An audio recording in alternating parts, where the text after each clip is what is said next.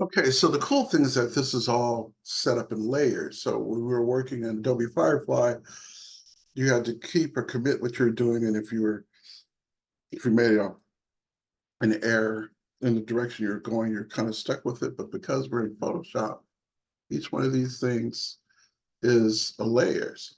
So I can just grab this, drag it down, throw it in the trash, and render again, or render something else, right?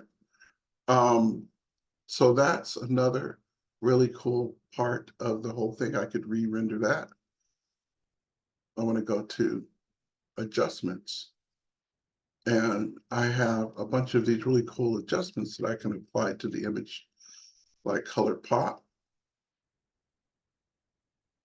or warm contrast, right? And I can apply these, double click, bring up the color balance, and make adjustments to my image because I've applied these different elements here.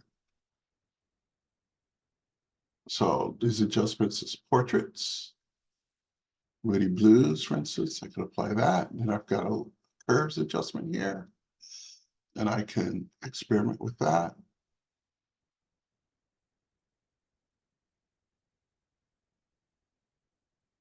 Adjust the greens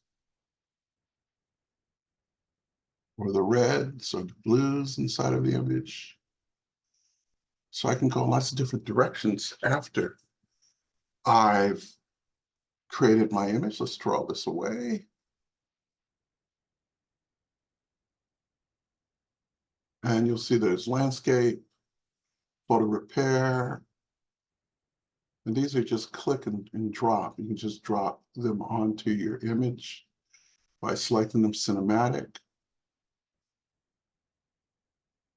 blue mood, et cetera, et cetera. So those are some really cool. Of course, you can also use your adjustments from image adjustments up here. Come down to the, what would work best, let's throw these away, would be to take the image, duplicate it. I always duplicate my images and then flatten it, layer, flatten image. So that's all in one layer. And then I could go to image adjustments and I could use levels. I could use any of my adjustments, image adjustments, hue saturation.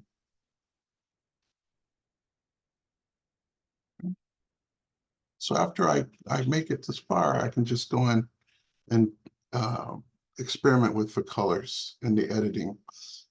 And you have the adjustments, and you have an adjustment panel, and then you have all of your creative adjustments here as well onto the image here that we can modify and edit.